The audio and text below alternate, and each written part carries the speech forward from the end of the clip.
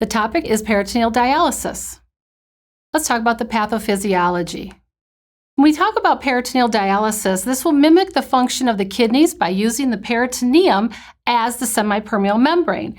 Remember, when we talk about dialysis, it's going to be an exchange of the toxins within the blood for the dialysate solution that we're infusing. And we also are wanting to exchange electrolytes and waste products. Peritoneal dialysis involves the surgical placement of a catheter through the peritoneal wall in which the dialysate solution will be infused as well as drained. The client will have the option to do this either continuously throughout the daytime hours or intermittently, which oftentimes will take place at night. There are complications involved with peritoneal dialysis. One of the most life-threatening ones is infection. And this would be in the terms of peritonitis, and this could lead to sepsis. This all has to do with that peritoneal cavity and using that peritoneal membrane for dialysis purposes. We also run a risk of intestinal perforation. This can also lead to peritonitis, which can also be life-threatening in the form of sepsis. When we are performing peritoneal dialysis, there are three phases. There is the fill phase, there is the dwell phase, and there is the drain phase. During each of these phases, it's important that we are following the prescription of what needs to be put in and for how long, and then how long are we going to drain the contents. During the fill phase, this is where we are instilling the dialysate solution. This is prescribed specifically for the client based on what their needs are. In most cases with peritoneal dialysis, the prescription of the dialysate will be that of a isotonic solution, that what we go in should come out. Installation of this dialysate will again take time, and it's run by gravity in most cases. The dwell phase is referring to how long is this dialysate going to remain in that peritoneal cavity. As you can see by the size of this bag, this is several liters of fluid. Most of us would not be able to tolerate all of that being infused at one given time. During this process, the client's abdominal cavity and their abdominal wall muscles need to be stretched. This is why it does take a couple of weeks or longer for the client to get used to that process of instilling this much dialysate into their abdominal cavity. The dwell phase is then again, how long is this dialysate going to remain in this cavity? During this process, this is when it comes into contact using the process of diffusion and osmosis. All the toxins, the extra fluid, the electrolytes, the waste products that are in the blood will now be gravitated into the peritoneal cavity. And during that time of mixing and dwelling, this is when we want to really spend as much time as possible in this dwell phase, that the client is carrying all this extra dialysate solution in their peritoneal cavity. During the drain phase, this is where we will now take the empty bag of dialysate and place it lower than the chest cavity or the abdominal cavity. This is where drainage will now, by gravity, just flow out. All of the waste products. The picture that you're seeing makes it look like it's urine. It's not. So just by the fact that it's a yellow color, it is not urine. It is actually a clear solution, but it is toxins that are coming out, as well as any additional fluid. During this time, the client may be in a seated position, or he may be lying down. Nursing interventions include that the dialysate is warm prior to administration. Again, just think about having a fluid coming into direct contact with the inside of your body. You don't want that to be ice cold. You also don't want that to be hot. With too much heat involved, you could actually cause an internal burn. Therefore, the client is prescribed a specific type of warmer that will be provided to him through the renal supply company. Never use your own home microwave.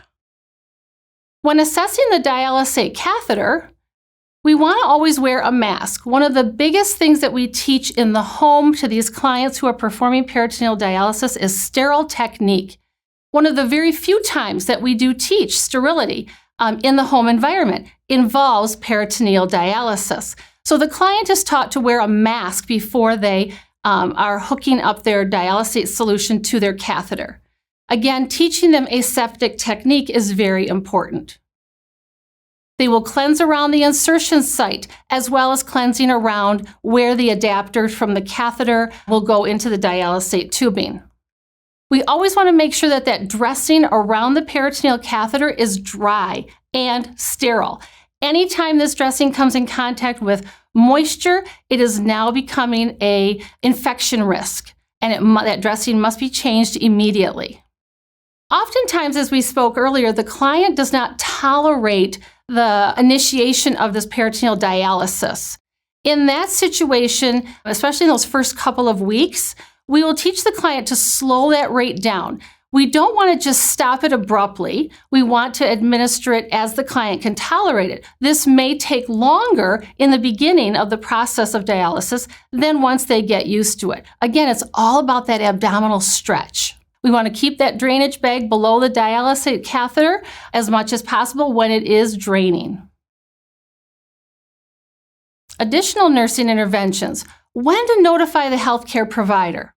When there's insufficient outflow. In other words, when what goes in is greater than what has come out. We want an even distribution of this. So if 6 liters was instilled into the client should expect to get 6 liters out, unless the prescription otherwise is noted. And the client would be informed of that. But in most cases, when we are doing the peritoneal dialysis, inflow equals outflow. So what can we do if we find that when this is outflowing, that it's not equating to what went in? Troubleshooting before contacting that healthcare provider. Keep the drainage bag below the client's abdomen at all times. Check for kinks in the tubing, and there is a lot of tubing that goes from the client down to the bag. Change the position by turning the client side to side or assisting them in ambulation. It's okay to walk around with your dialysate bag attached to you. Assess for any signs of constipation and provide options such as a stool softener or anything that might be stronger, such as a suppository may be needed. There are signs of peritonitis to be aware of that you would want to notify the healthcare provider of. Increased heart rate, increased temperature. That is one thing that we do teach the clients to do, is to assess their vital signs and document them every single day on a clipboard. It's almost like a diary to them. So any sign of a fever is one of the earliest signs of peritonitis. If the client is experiencing abdominal pain or tenderness, that's a concern. One thing to be careful about, though, is there is a difference between the pain that they may be having around the catheter site, which may be just a superficial skin infection, in comparison to true peritonitis. So make sure that we are assessing and distinguishing between those two. What goes in is clear, what comes out should be clear. So if there's a cloudy effluent, or effluent as some people may pronounce it, if it's cloudy that comes out, that's a warning sign. This could be bloody, this could be purulent. So anything that's discolored is a concern, and we should be notifying the healthcare provider about that.